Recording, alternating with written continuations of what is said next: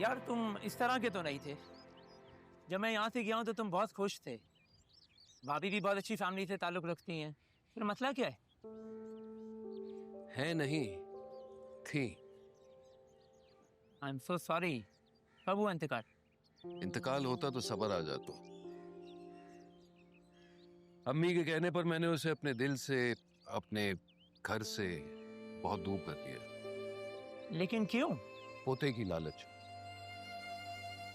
अम्मी को पोता चाहिए था, इसलिए दूसरी शादी करने पर मुझे मजबूर कर दिया। तो इसमें उसका क्या कसूर था? यार कसूर जिसका भी था, पोते की चाह पर, पोती लाने पर अम्मी ने उसे घर से दूर कर दिया और मैंने खुद को बेचैन कर दिया। ये तो बहुत बुरा हुआ। जब तुम यहाँ आई गई थी तारा, तो तुमने अपने मंगेतर वसीम से बात क्यों नहीं की? उससे बात ही कर लेती। तुम्हें लगता है कोई भी मर्द किसी औरत से रिजेक्ट होने के बाद उसके इंतजार में होगा?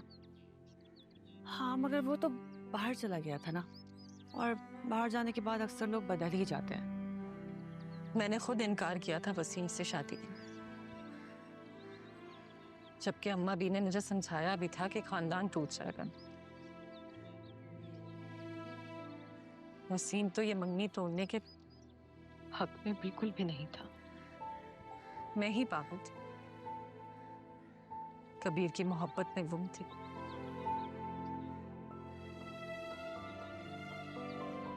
यही तो गलती है, भुगतना तो पड़ेगा। पता, वो कहता था कि जिस्म के बगैर रूह का क्या काम धरा। मर जाऊंगा, मेरे बगैर जीने के तसव्वुर से भी उसकी सांस उखड़ने लगती थी। जब मुझे अपनी बेटी के साथ घर से निकाला जा रहा था, वो पहले अपनी बीवी के साथ खड़ा मुझे देखता रहा।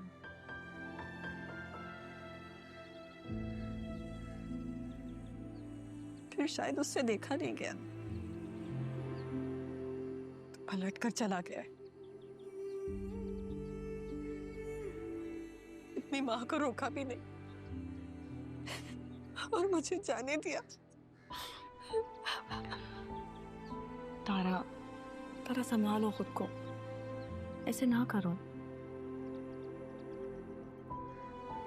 संभाला हुआ ही तो है, जाने किसकी दुआएं काम आ रही हैं। ये मोहब्बत के जख्म भी बहुत अजीब होते हैं, हमेशा ताजा रहता है।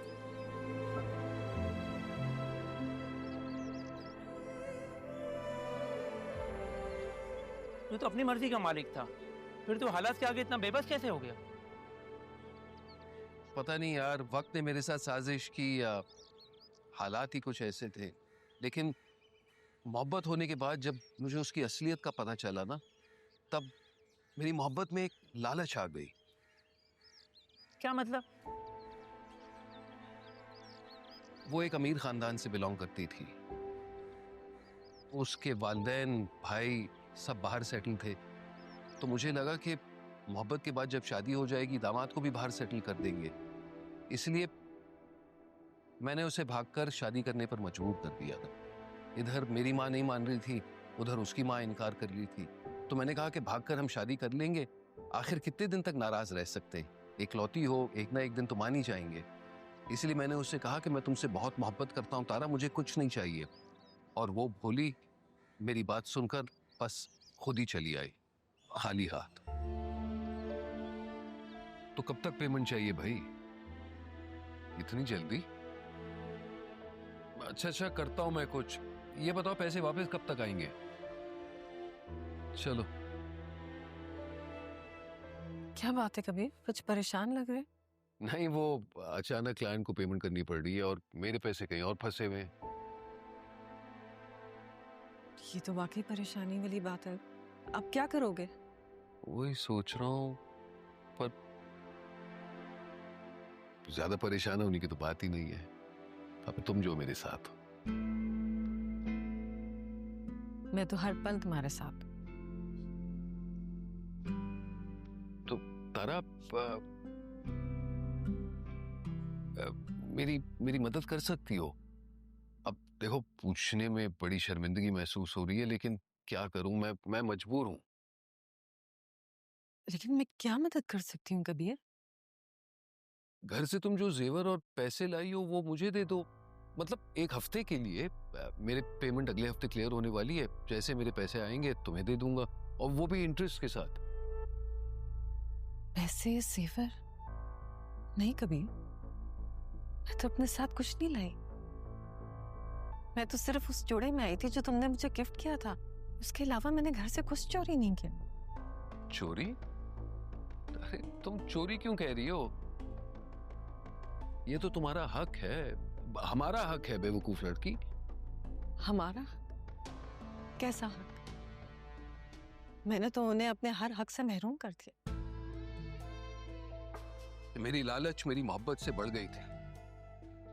मैं मोहब्बत में हार चुका हूं एहसान। अपनी मुस्तकबिल के खातिर मैंने अपनी बच्ची को, अपनी बीवी को अपनी माजी का हिस्सा बना दिया, और उनके जाने के बाद मुझे एहसास हुआ कि मेरा दिल मुझे चैन से जीने नहीं देगा।